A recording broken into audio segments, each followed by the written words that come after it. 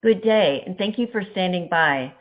Welcome to the Freshworks first quarter 2023 earnings conference call. At this time, all participants are in a listen-only mode. After the speaker's presentation, there'll be a question and answer session. To ask a question during the session, you'll need to press star 11 on your telephone. You'll then hear an automated message advising your hand is raised.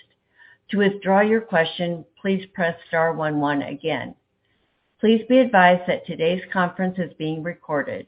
I would now like to hand the conference over to your speaker today, Joon Huh, Vice President of Investor Relations. Please go ahead. Thank you. Good afternoon, and welcome to Freshworks first quarter 2023 earnings conference call. Joining me today are Girish Mathrubootham, Freshworks Chief Executive Officer, Dennis Woodside, Freshworks President, and Tyler Sloat, Freshworks Chief Financial Officer. The primary purpose of today's call is to provide you with information regarding our first quarter 2023 performance and our financial outlook for our second quarter and full year 2023. Some of our discussion and responses to your questions may contain forward-looking statements within the meaning of the Private Securities Litigation Reform Act of 1995. These forward-looking statements are based on Freshworks' current expectations and estimates about business and industry, including our financial outlook, macroeconomic uncertainties, management's beliefs, and certain other assumptions made by the company, all of which are subject to change. Such risks include, but are not limited to, our ability to sustain our growth, to innovate, to meet customer demand, and to control costs and improve operating efficiency. These statements are subject to risks, uncertainties, and assumptions that could cause actual results to differ materially from those projected in the forward-looking statements. For a discussion of material risks and other important factors that could affect our results, please refer to today's earnings release, our most recently filed Form 10-K, and our other periodic filings with the SEC. Freshworks assumes no obligation to update any forward-looking statements in order to reflect events or circumstances that may arise after the date of this call, except as required by law. During the course of today's call, we will refer to certain non-GAAP financial measures. Reconciliations between GAAP and non-GAAP financial measures are included in our earnings release, which is available on our investor relations website at ir.freshworks.com. I encourage you to visit our investor relations site to access our earnings release, supplemental earnings slides, periodic SEC reports, a replay of today's call, or to learn more about Freshworks. And with that, let me turn it over to Girish. Thank you, Joon, and welcome everyone. Thank you for joining us today on Freshworks earnings call covering our first quarter of 2023. We started the year off strong, achieving our first quarter of non-GAAP operating profit as a public company. We exceeded our expectations for Q1, with revenue coming in above the high end of our financial outlook range at $137.7 million, and we outperformed our estimates for free cash flow with $9.1 million in Q1 as we drove meaningful efficiencies in our business. In today's environment, as businesses are seeking efficiencies in their software spend and seeking faster time to value, I'm excited to see the Freshworks value proposition resonate even better with larger companies. Before diving into our business drivers, I should note that starting this quarter, we are providing supplemental slides of some of our financial results. These slides can be found on our investor relations website, and we hope you find them to be useful. During these uncertain economic times, we are committed to sustaining growth through 4 key strategies that I outlined last quarter.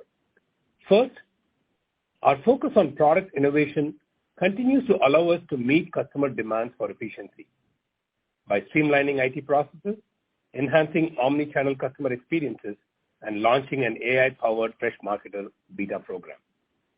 Second, we are experiencing strong growth from mid-market enterprise customers, which Dennis will discuss further after this. Third, our focus on expansion and helping our customers adopt more of our solutions continues, and Dennis will elaborate on this. Finally, we are dedicated to improving our operating efficiency. As I mentioned, we delivered our first quarter of operating profit on a non-GAAP basis since becoming a public company. Tyler will cover this in more detail later. Beginning with our latest product innovation, this quarter, our teams launched enhancements in our CX, ITSM, and CRM products that give our customers even faster time to value, freeing up agents to do their most rewarding work. Starting with ITSM, the Freshservice team has been working hard to expand its IT operations management capabilities. Last year, we added support for Microsoft Teams and WhatsApp, allowing customers to receive on-call notifications on those channels. To date, there have been over 1 million alerts per month, highlighting the success of our service health monitoring and alert management capabilities. One notable customer, Fila, a global sportswear manufacturer, chose Freshservice for its ease of use and configuration. In Q1, we also added new capabilities for workflow automation and workload management in Freshservice. The Workflow Automator feature helps businesses digitize their workflows and automate repetitive tasks. The Workload Management feature provides supervisors with full visibility of assigned work, assists in workload monitoring, and helps prevent employee burnout. Freshservice has also expanded its services beyond IT teams with the launch of Freshservice for Business Teams. Notable customers using Freshservice for Business Teams include Brunel University in the UK and the Commercial Bank of Dubai. Freshservice's commitment to providing cost-effective solutions with enterprise-grade capabilities makes it a strong contender in this market. In our CX business, Tata Digital turned to Freshdesk as a cost-effective solution for their super app, aiming to scale support for over 1 billion potential users in India. In just 6 months, Tata Digital achieved a 50% ticket deflection and a 50% increase in customer satisfaction. With Freshdesk, another customer, Riverside Insights, was able to improve agent productivity by tracking real-time ticket trends, leading to an 80% reduction in login-related tickets and improved customer satisfaction. Additionally, our Q1 release of the Unified Agent Workspace in Freshchat enables agents to work efficiently across channels, and our self-service bot experiences provide intelligent inquiry deflection. Turning to our enhanced conversation widget, over 1,500 early adopters are already using this, with more than half deploying bots. Purpile, a leading beauty destination in India, adopted Freshdesk for a unified customer support solution. By leveraging our GPT features, Purpile achieved an impressive 95% first call resolution rate. As we continue to innovate, we are dedicated to empowering businesses like these to provide exceptional customer experiences. Now turning to our CRM business, our focus in Q1 was on enhancing sales sequences and enabling cross-channel personalized marketing campaigns to help marketers boost customer engagement.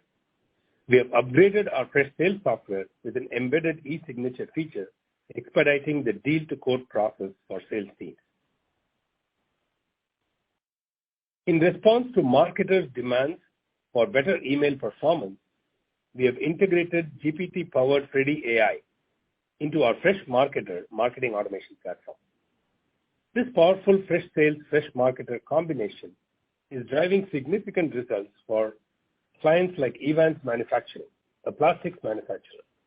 After implementing both solutions, they witnessed a 3x increase in email open rates, over a 200% surge in sales activity, and a substantial rise in revenue. The Freshworks Neo platform is the driving force behind our innovative products, streamlining app development and unifying customer data and analytics across Freshworks products. This summer, in our product launch, we'll have more to share about our platform with new AI capabilities. Freshworks products are proving to be a powerful alternative to legacy software providers. Our products are offering more flexibility and helping customers avoid the pitfalls of cumbersome implementation and unnecessary features. Whether it's for super apps or fashion footwear, we believe our solutions are the future of app development and business growth. Lastly, before turning it over to Dennis, let me also take the opportunity to announce that we will be holding our first Investor Day on September 7th in San Francisco. Please save the date as we will send out more details later. We look forward to seeing you there. Now, over to Dennis to talk about what we are seeing in the market, how larger customers are driving our business growth, and how customers are expanding using our products. Thank you, G, and thanks to all of you for joining us. We're really pleased with our first quarter performance as we once again beat our financial estimates for revenue and improved our operating efficiency to achieve our first quarter of non-GAAP operating profit as a public company. We surpassed our targets by focusing on new business growth, especially with larger customers, expanding with our existing customers, and making strategic investments and enhancements in our field and go-to-market teams. This focus drove continued multi-product adoption, higher participation in competitive deals, and more new business opportunities for both CX and IT. Our ability to build software at a lower cost allows us to deliver a low total cost of ownership and thus offer a higher return on investment to the customer.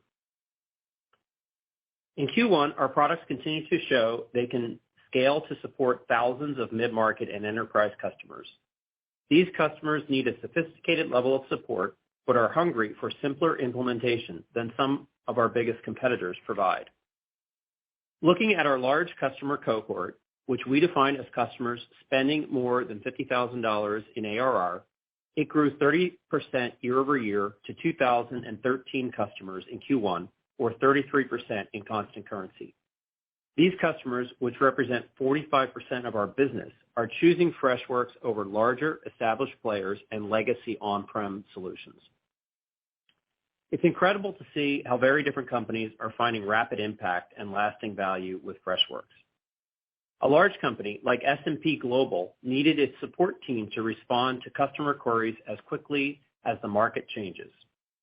S&P mines billions of data points to offer independent ratings, benchmarks, and analytics. It then offers critical information to companies, governments, and individuals to make investment decisions. S&P uses Freshdesk to automate, route, and assign tickets to agents who can resolve issues fast for its 13,000 customers. S&P's ticket resolution is now 4 times faster than the industry benchmark, and ticket assignments happen twice as fast as the industry average. Turning to our expansion motion, I'm encouraged to see that our customers are realizing value in one Freshworks product and growing their appetite for more through seat increases, additional products, and upgrades. In Q1, our net dollar retention rate was 108% on a constant currency basis, coming in slightly better than we expected. Travel Counselors is a multi-award winning travel agency with over 2,000 individual travel companies known as TCs. TCs bring their own book of business and contracts and collaborate dynamically with each other. This required a faster, more efficient system to provide dependable service experience for TCs.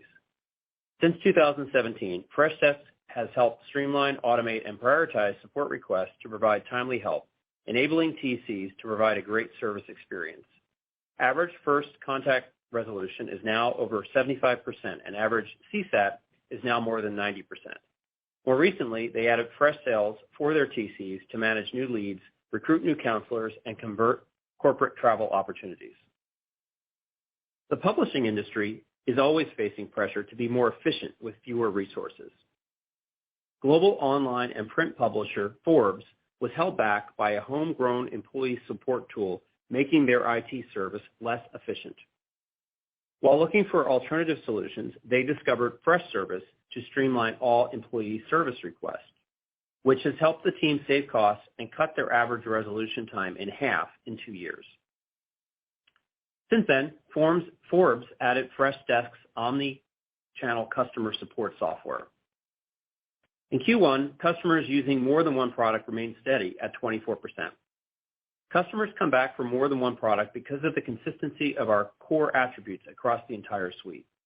Great design, experience, and performance with minimal upfront investment allows us to deliver great value to our customers. What's significant for us is that even in this uncertain macro environment, our new business momentum has been able to offset some of the expected slowdown in expansion. This means we don't have to focus just on maximizing value from existing customers like some of our competitors. While legacy SaaS companies may be facing challenges for new deal activity, we're encouraged by the traction our products are gaining in the market as we land new customers like Johnsonville, the LA Dodgers, and expand with others like Travel Counselors and Forbes. Lastly, because of investments we've already made in our go-to-market operations, we're not expecting to see meaningful cost increases in order to continue this momentum. As we evolve and target larger customers, we're getting more leverage from our go-to-market operations. We're also finding more areas across the board to scrutinize and reduce spend. We expect to continue creating this operating leverage going forward, and as a result, our plan is to deliver positive non-GAAP operating profit for the year. We're starting to see the promise of building a durable India-based software company that utilizes our strategic asset of lower cost operations. Before turning it over to Tyler to talk through the financial details and how we're driving these efficiencies, I want to highlight the appointment of Patty Rathanam as our Chief Revenue Officer that we announced earlier today. Patty has held the interim title for the past several months and has done a fantastic job, and he's had a meaningful impact on our business over the years. In addition to Patty, I'm also pleased to welcome a number of other talented leaders and new team members to Freshworks. Now over to you, Tyler. Thanks, Dennis, and thanks again to everyone for joining us. As you've heard from our earlier commentary, Q1 was a great quarter of execution. We beat our estimates for revenue, and more significantly, we improved our operating margins to position the business for sustainable and profitable growth in the years ahead. I'm pleased with our ability to adjust our operating model to meet the realities of the current market environment and generate a meaningful level of outperformance in the quarter. For our call today, I'll cover the Q1 financial results, provide background on the key metrics, and close with our forward-looking commentary and expectations for Q2 and the full year 2023. Similar to prior quarters, I'll include constant currency comparisons for certain metrics to provide a better view of our business trends. As a reminder, most of our discussion will be focused on non-GAAP financial results, which exclude the impact of stock-based compensation expenses, payroll taxes on employee stock transactions, amortization of acquired intangibles, and other adjustments. Starting with the income statement, revenue grew 23% year-over-year on a constant currency basis, or 20% as reported, to $137.7 million. Currency rates for the dollar against the euro and pound were relatively stable in Q1, so the different growth rates represent the trailing negative impact to revenue from FX movements, mainly from prior quarters. Despite a tighter spending environment from companies, we continue to see momentum in new deal activity for our RTSM product, Freshservice, in the field. Our larger deals over $50,000 in ARR were once again the fastest growing segment for new business in the quarter. Expansion activity for the quarter performed roughly in line with our expectations as agent additions continued to be affected by a slower growth environment. In terms of churn, we achieved a slightly better churn rate in Q1, with improvements coming from both smaller and larger customers in the quarter. Turning to margins, we had another strong quarter of non-GAAP gross margins of 83% as we efficiently scaled the business. In Q1, we achieved a positive 3% non-GAAP operating margin, which represents a 5% improvement quarter-over-quarter. This is driven by a number of ongoing changes we're making to improve our cost structure and better align our operating model to support the business. Specifically, we are scrutinizing the new hire process coupled with enhancing our performance management culture, which resulted in fewer new employees and some employee exits. We're also consolidating or reducing certain go-to-market and G&A functions to match our changing needs, and reevaluating all our sources of external spend for software, contractors, and other areas. All of these resulted in a decrease of total non-GAAP operating expenses by $2.3 million compared to Q4. Our revenue outperformance, combined with a lower cost base, led to non-GAAP operating profit of $3.9 million in Q1. This is a meaningful beat on our non-GAAP profitability for the quarter and positions us for margin improvement for the full year. Let me now turn to our operating metrics. Our net dollar retention was 108% on a constant currency basis, or 107% as reported. This metric came in slightly better than our commentary from the prior quarter and was driven primarily by the churn improvement I just mentioned. The biggest driver of our expansion revenue continues to be agent additions. Therefore, as companies continue to reduce their hiring needs, we expect this to impact our expansion bookings. We had previously called out that we expect to see a slight uptick in churn coming into 2023. Although we saw churn improve in the first quarter, we are seeing some risk going forward. Given both factors, we estimate Q2 constant currency and reported net dollar retention to be approximately 105%, with net retention rates stabilizing in the second half of the year. Moving to our customer metrics. Customers contributing more than $5,000 in ARR grew 18% to 18,441 customers in the quarter and represent 87% of our ARR. On a constant currency basis, this cohort grew 19% year-over-year. For larger customers contributing more than $50,000 in ARR, this customer count grew 30% year-over-year to 2,013 customers and now represents 45% of our ARR. Adjusting for constant currency, this cohort grew at 33%. Lastly, we ended the quarter with a total customer count of more than 64,900 and a higher average revenue per account compared to the prior quarter. Now turning to calculated billings, balance sheet, and cash items. In Q1, calculated billings grew 21% year-over-year on a constant currency basis, or 18% as reported, to $152.6 million. Other factors that impacted billings growth for the quarter were timing, duration, and revenue reserves, each having approximately negative 1% impact. Adjusting for these factors, normalized calculated billings growth was approximately 23% in Q1.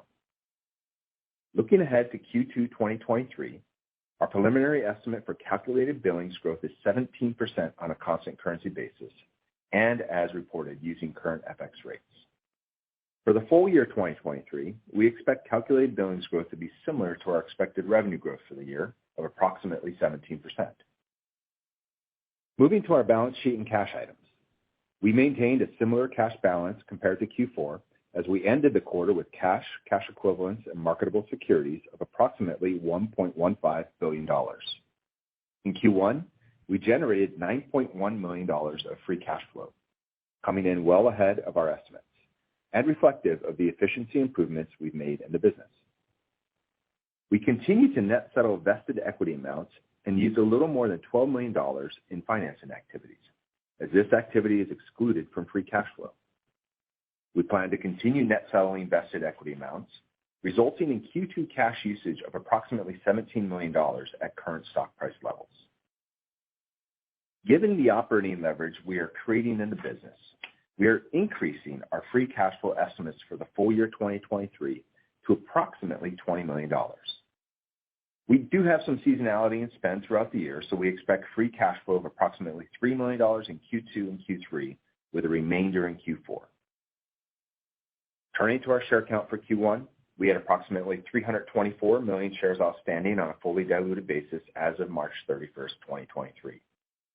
The fully diluted calculation consists of approximately 291 million shares outstanding, 31 million related to unvested RSUs and PRSUs, and 3 million shares related to outstanding options. Let me now talk about our forward-looking estimates. As usual, I'll go through the numbers first and then provide background commentary afterwards. In the second quarter of 2023, we expect revenue to be in the range of $140 million to $142.5 million, growing 15% to 17% year-over-year.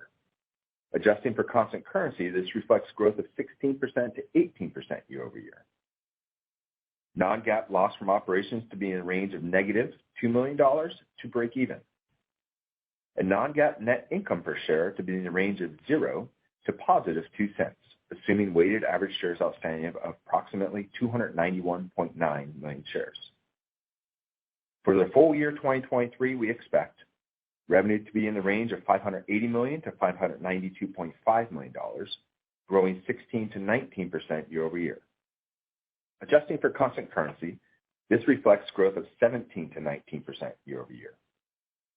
Non-GAAP income from operations to be in the range of positive $2 million to $8 million, and non-GAAP net income per share to be in the range of positive 8 cents to positive 12 cents, assuming weighted average shares outstanding of approximately 298.2 million.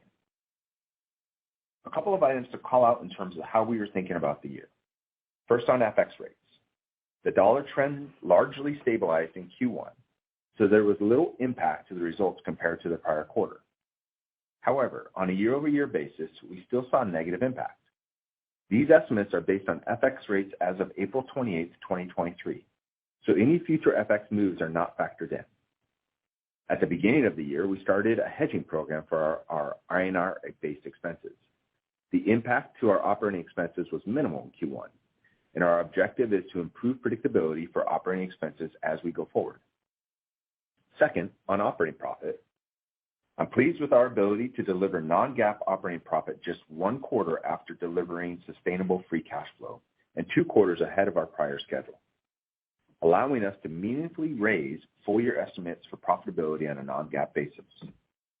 We have our annual merit cycle that impacts Q2 expenses, but after that, we expect to generate non-GAAP operating profit in the second half of the year, with Q3 at roughly break even and Q4 at approximately $2 million. Let me close by saying we had a really good quarter of execution to start the year. We continued our rapid pace of product innovation, we won meaningful deals around the world, and we made a number of changes to the business that we believe will drive durable and profitable growth. We're excited and look forward to our many opportunities ahead. With that, let us take your questions. Operator?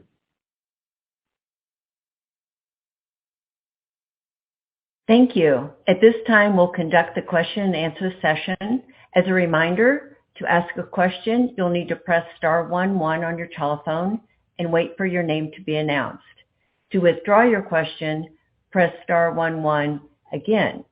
Please stand by while we compile the Q&A roster.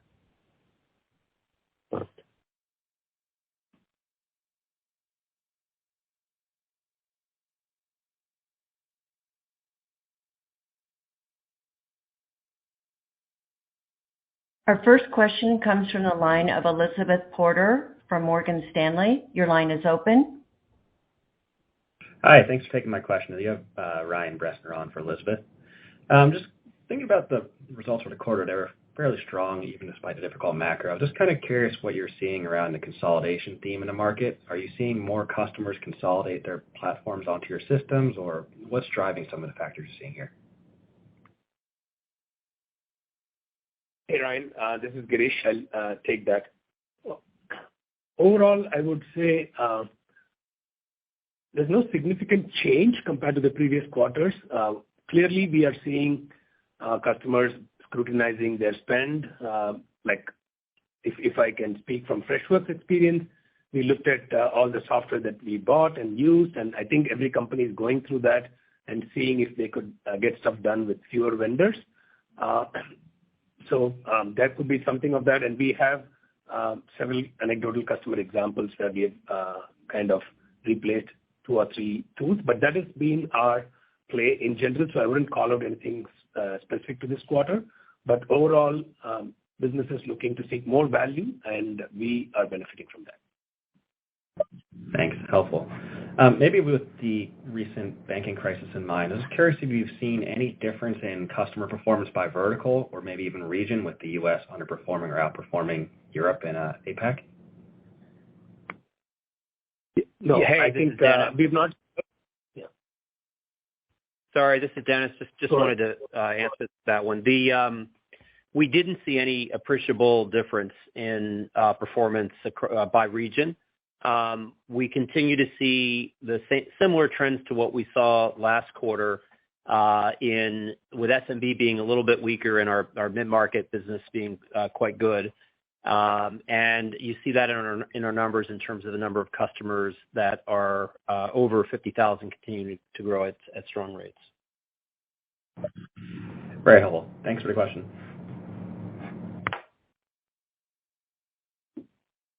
Thank you. One moment for our next question. Our next question comes in the line of Brent Thill of Jefferies. Your line is now open. Thanks. Tyler, just in terms of what you're embedding in the guide, can you just give us a sense of, worsening environment, stable, better? How are you embedding for the year in terms of guide? What are the underlying assumptions here? Yeah. Hey, Brent. So there's a couple of things. One, we do expect to see some continued pressure on the expansion motion. In Q1, churn actually came in better than we expected. We had talked at the end of Q4 that we expected to see a little bit of pressure on churn. We do think that's gonna happen a little bit in Q2. We talked about net dollar retention going down to 105 from where it was in Q1, which is a little bit better than what we thought, at 108. But we think we expect it to kind of plateau at that point. In terms of the guide for Q2 on revenue, and then on billings, which we expect to kind of match revenue at around 17%. We're really just trying to call as we see it. You know, we don't have as much visibility as a large enterprise software company of our sales cycles. We are just trying to be as transparent as possible from that perspective. I do think there's some really good things going on in new business growth. We are still expanding with our customers, but as agent addition is our biggest form of expansion still, that has slowed down, and we've been talking about that for almost a year now. On the efficiency side, you know, we're gonna continue to drive efficiencies. We were able to raise, you know, considerably on the operating profit and on cash. You know, we're gonna plan to execute against that for the rest of the year. To Dennis's comments about SMB weaker, was that weaker than last quarter, or is that just kind of the same weakness, you haven't seen it drop anymore? No. Kind of at the same. No change from last quarter. Okay. Just one quick follow-up for Girish on AI. When you think about embedding ChatGPT, how long does this take to actually get embedded? When can customers start to appreciate the differences in the products? Is this a couple quarters out? Is this gonna take a year? How long does this take to hit production for you know, the point where you'd like to see it have full scale adoption? So, Brent, we've had AI before ChatGPT also in terms of our Freddy offerings. In terms of what we already have live, some of the stuff that we all saw in terms of helping our users get better content, summarizing content and all of that stuff, the OpenAI-based ChatGPT stuff, a lot of it is already out.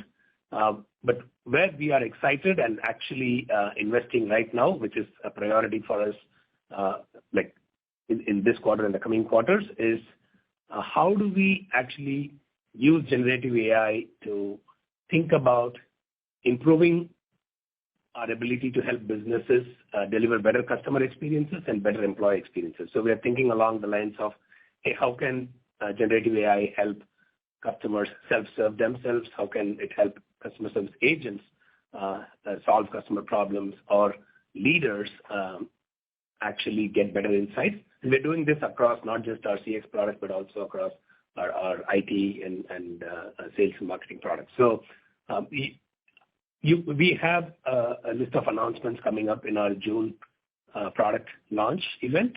We'll share more in that. I hope you can join us then. Thank you.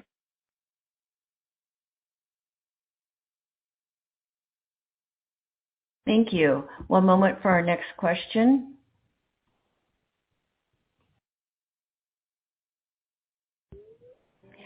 Our next question comes to the line of Pinjalim Bora of JP Morgan. Your line is now open. Oh, great. Hey, guys, congrats on the quarter. Great to see the operating leverage. Maybe help us understand where are we in terms of just completing some of these efficiency levers that you're pulling, how much of the low-hanging fruit still remains? And I heard there were some exits, I think you said, on the sales side. How are you thinking about kind of sales capacity going forward? Hey, Pinjalim, this is Tyler. Yeah, we made some changes coming into the year, but a lot of it, you know, a lot of the go-to-market changes we started doing at the end of Q4, and it kind of went into effect at the beginning of January. And then the other changes that I alluded to were really kind of threefold. One, you know, really, you know, focusing on a performance-based culture, which did result in some exits. Really looking at hiring and being very focused on making sure we have the right people in the right places. And then three, you know, there's still employee attrition, although employee attrition has gone down. As a result, you know, we did end the quarter with slightly lower headcount than we had entering the quarter. But the efficiency exercises are going to continue, right? I think that we have the advantage that, number one, we had been hiring really rapidly up through kind of the beginning of second quarter last year, and we really started to slow that down. Two, it's kind of just one of the competitive advantages that we have with a lot of our functions really being run out of India, and the DNA of the company has always been kind of about being efficient, and that we're just getting back to that and making sure we're trying to drive that efficiency. In terms of the sales side, we feel that we are structured now. We have this one quarter of some of the changes, and the capacity is there. We are still hiring reps where we feel that we need to build capacity out, and we're still going to continue to tweak things to make sure we can get as much return as possible for those dollars that we're throwing into the go-to-market motion. Yeah, understood. Okay, thank you for that. And one for Girish. Obviously, you're starting to add a lot of the AI capabilities that we have with OpenAI and ChatGPT and all that stuff. I wanted to ask more of a high-level question of introduction of AI and driving efficiency will or potentially could have pressure on seats. So I'm thinking, how are you kind of balancing the potential to capture incremental value from these efficiencies versus any potential pressure on seats that you might see in the future?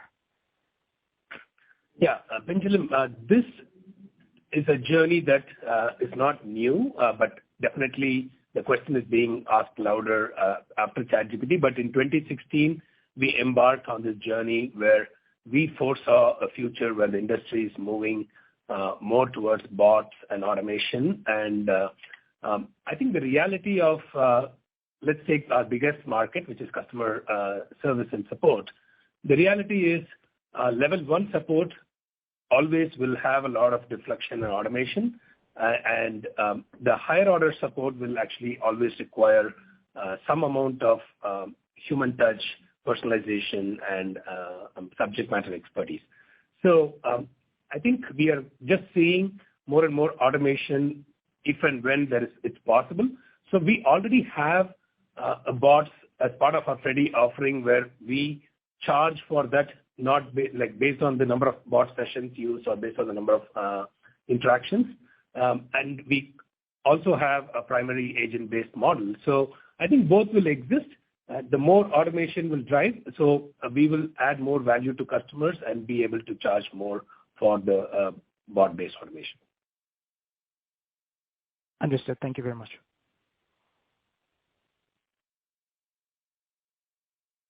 Thank you. As a reminder, given the number of analysts that we have on the call, could you limit to one question and then get back in the queue if you have additional questions? Thank you. So one moment for our next question.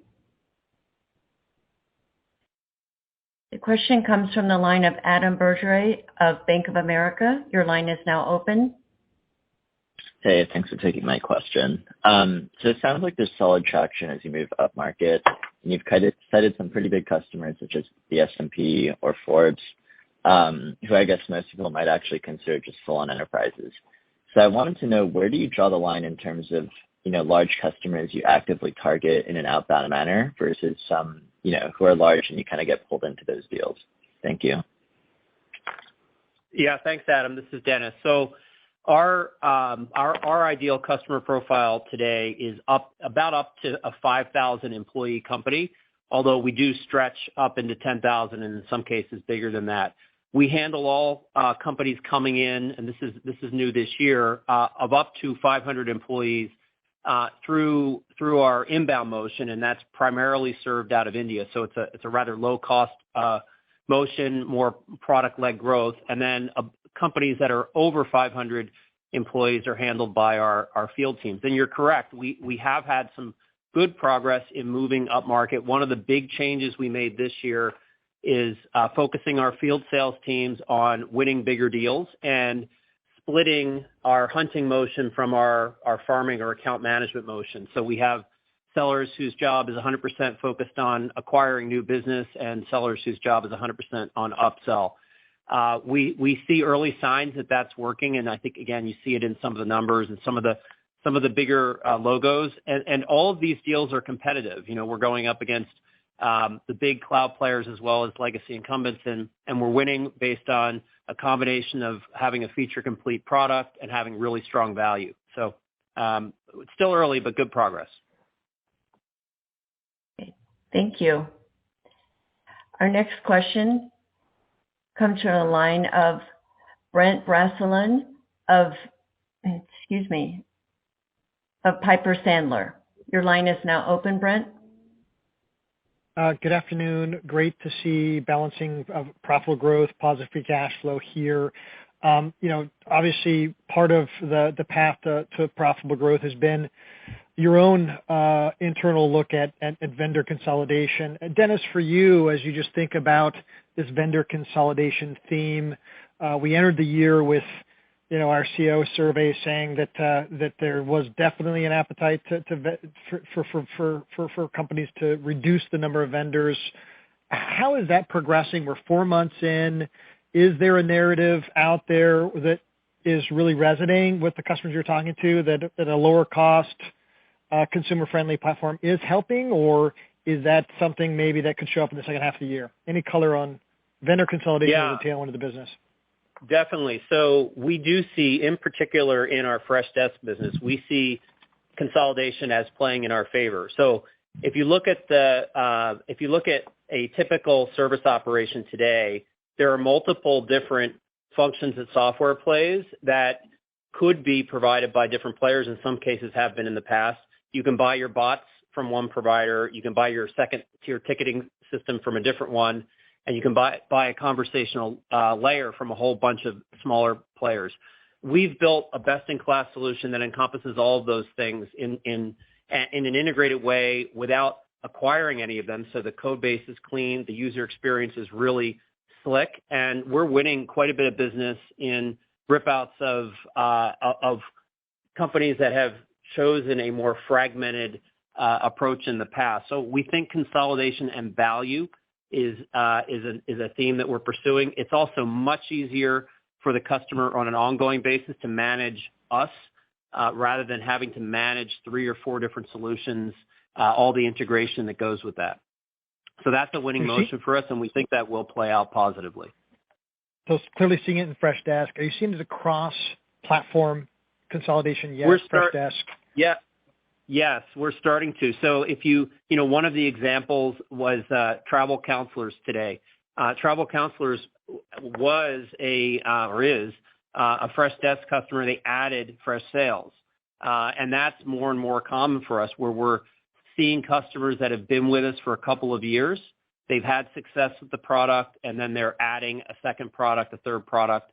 It's still relatively early for us. Most of our expansion has historically come from seat addition of the same product, but we're leaning more and more into the true cross-sell motion, like the Travel Counselors example. Okay, thank you. One moment for our next question, which comes from the line of Alex Zukin of Wolfe Research. Your line is now open. Hey guys, this is Ethan on for Alex Zukin. Thank you for taking my question. I guess I just had one thing. So it looks like the revenue from the new customers is seeing a continued step down, and I guess it's understandable considering where the demand environment is. But can you just help us think around how we take the 2Q guide for 105 and stabilize in 2H? How just to think about linearity, how we kind of see that in the demand environment going forward, and kind of parse that with your commentary around seeing a bottom for NRR. Thank you.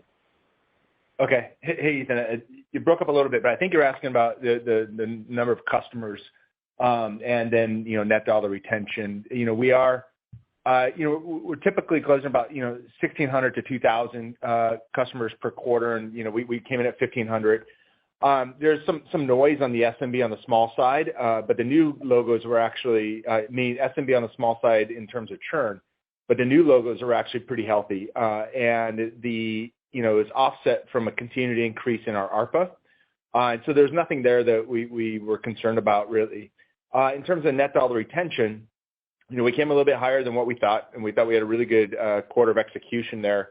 We're still expanding with customers, but we're continuing to see the pressure on the upsell motion or the expansion motion on agent addition. we're finding other ways to start expanding with our customers. And we had, talked about, Freshservice for Teams as an example, which is, the first real add-on for Freshservice. Now, this is the first quarter it was available. But one of the reasons we did better is churn actually came in better, for the quarter from a dollar perspective, which is a little bit different than what I said from a customer number perspective. We do expect to see, a little bit of pressure on churn going forward, but also continued pressure on that expansion motion. That's why we're talking about a 105 NDR. But we do think it's going to kind of get settled at that as we look at the back half of the year. And obviously, we'll update that as we get more information in the coming quarter. Thank you. One moment for our next question, which comes from the line of Brian Peterson of Raymond James. Your line is now open. Hey, Tyler. Thanks for taking the question. So I want to follow up on the last one, just on the NRR. Is there anything that you guys have seen in April that's changed? I appreciate all the perspective that you give. But in terms of that expansion motion, has that changed, I guess, so far in April versus what you saw in March? And is there any element, too, that you guys are just landing bigger, so maybe there's kind of less of an initial NRR push, and that's a factor as well? Just want to unpack that a bit. Thank you. Yeah, I mean, no real change in April. I mean, we're obviously guided today for the quarter, and, we've taken everything into account that we know, and so everything is kind of as expected. And so there's no real change there in terms of expansion or churn that's different than what we were expecting coming into the month. In terms of are we landing more, I would say the sales pattern, we are landing with larger customers, right? And we've been talking about how we've been moving up, and we're not talking about huge companies, right? Dennis just went through the size of companies that we're talking about. But the landing, and if I look at the deals, it doesn't feel like we're having any difference in land in terms of, I think you're alluding to, hey, is there possible like shelfware and that people are growing into what they're buying? And that typically isn't really the sales motion. Most of the customers still, kind of buy what they need. It's just that I think that the companies are not hiring as fast as they have been in the past. And then on the flip side, on the churn side, we have seen downsells, which is included in churn, as companies come up for renewal if they've laid off people. And so that's just really a macro thing, something we didn't expect, kind of coming into last year. And we've been able to adjust the business model accordingly. But I do think that will change. And companies will go back to growing, and then we will both be able to participate in that. Thank you. One moment for our next question.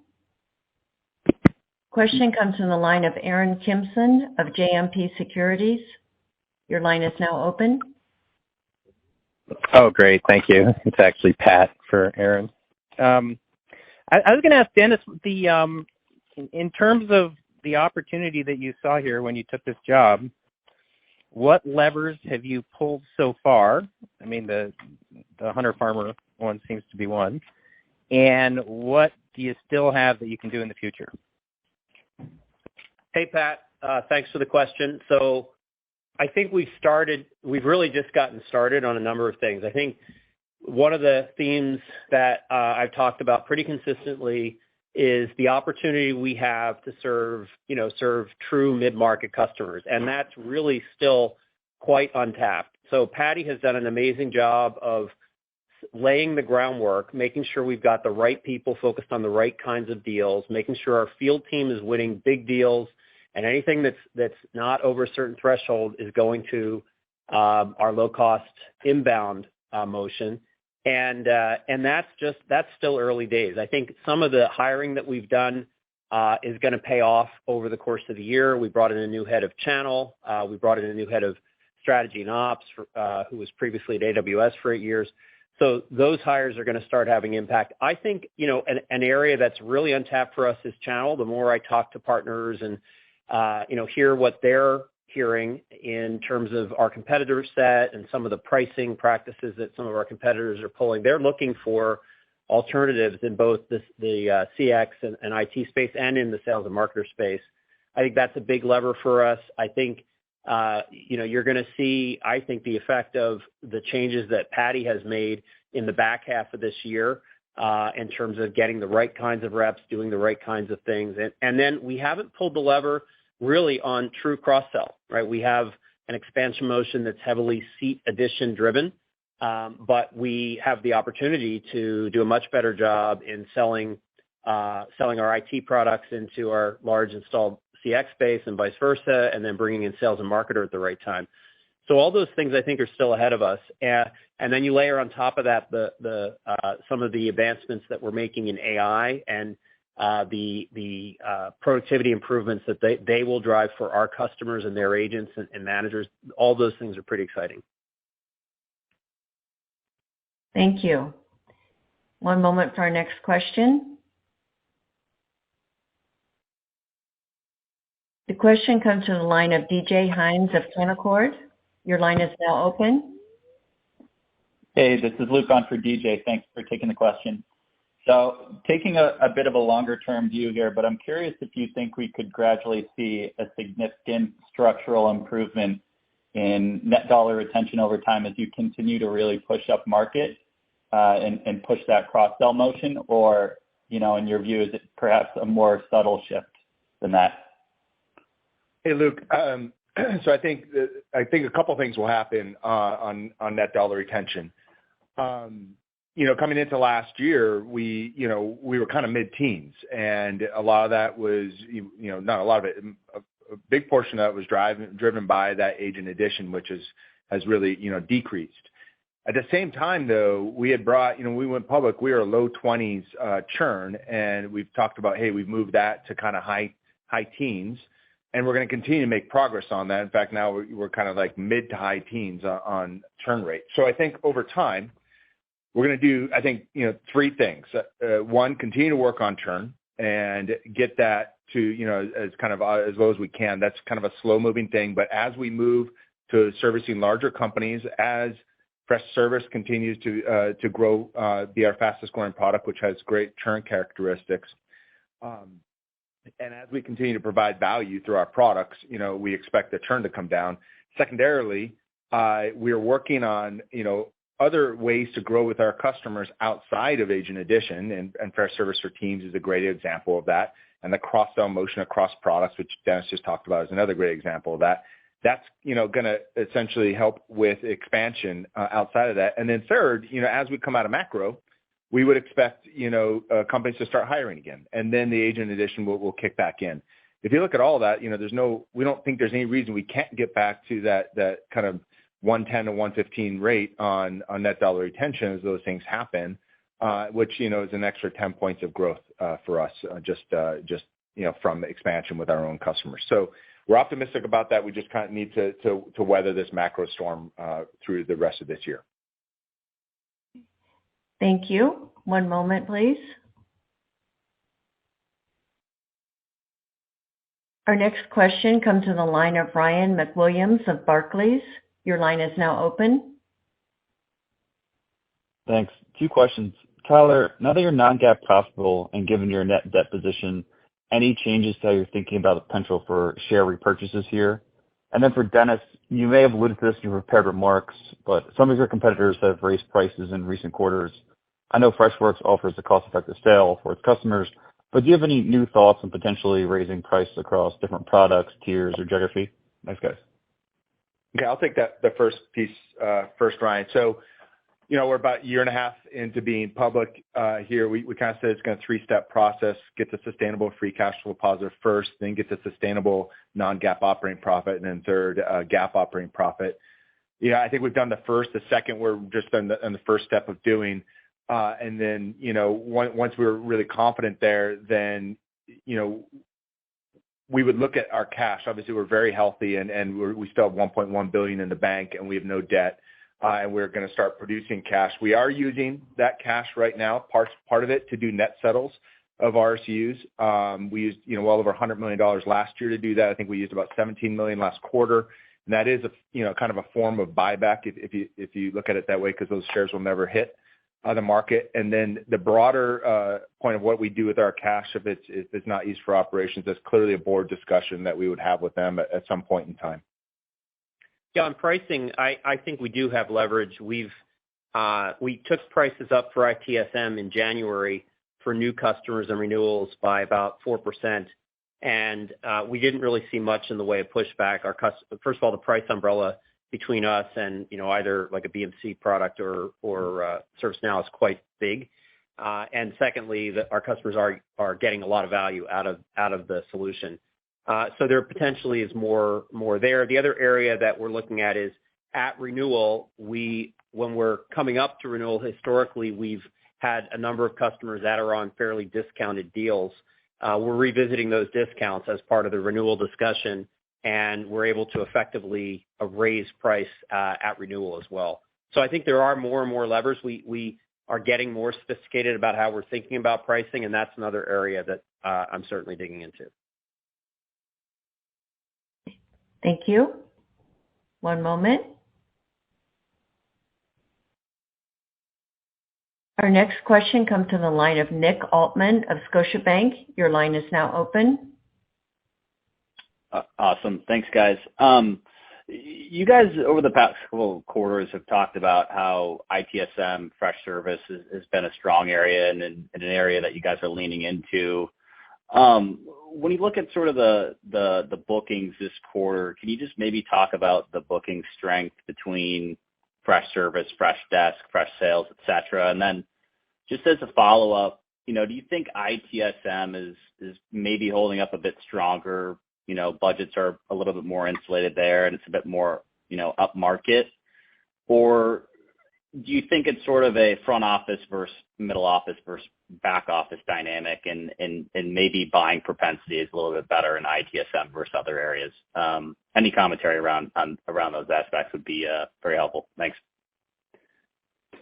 Hey, Nick, this is Tyler. So in terms of the bookings by product, we haven't really broken that out, and we do plan on our investor day to give more, kind of product ARR information. But what we have said is that ITSM has been the fastest grower and is the biggest contributor to ARR growth, and that continued in Q1.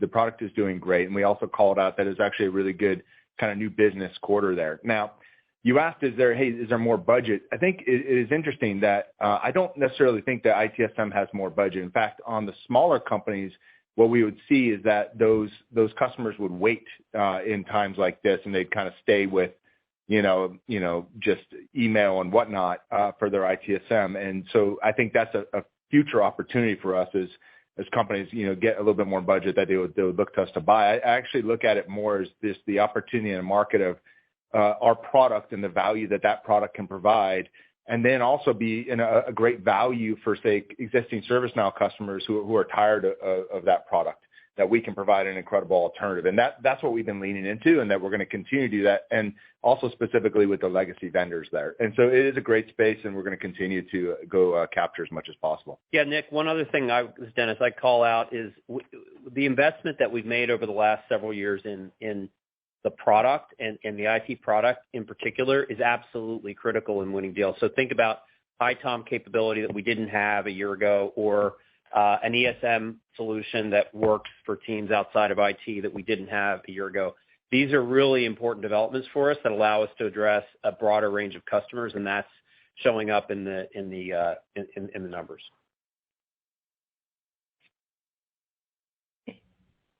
Thank you.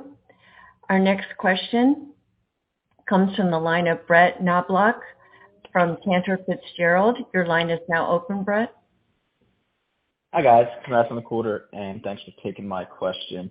You talked about being more involved in more deal opportunities. I guess, is this a trend that you have seen accelerate given maybe some budgetary pressures you're seeing with some larger enterprises? Hey, Brett, it's Dennis. So yes, we are, one of the things we look at is how many swings of the bat do we get per quarter. And once again, Q1 was greater than Q4, and Q4, end of year, historically a pretty good time of year to get that kind of volume. So we're in the mix more. We're in larger situations, so we're swinging at fatter pitches, so to speak. So the deals that we are getting involved in on average are bigger than they have been in the past. And I think that's back to the product innovation, both for CX and for IT. That goes to all the investments that we've made in conversational and automation on the CX side and in ITOM and ESM and other features on the ITSM side. So it's a really important metric for us. It demonstrates the network that we're building in terms of referrals and customers that are happy and talking to other customers. All that stuff comes together and looking at how much are we participating in new opportunities. Of course, how many of those are we winning? So we think it's an important trend, and I do think in talking to customers, they are looking for value, and in many cases, they're not satisfied with whatever solution they have, whether that's an old on-prem solution or a newer cloud solution. Perfect. Thanks, guys. I appreciate it. Okay, thank you. At this time, I'd like to turn the call back to the company for closing remarks. Great. Hey, thanks for everybody joining us. We look forward to meeting with you and speaking with you throughout the quarter, and we'll catch up with you next quarter. Thank you. Thank you all for your participation in today's conference. This does conclude the program, and you may now disconnect.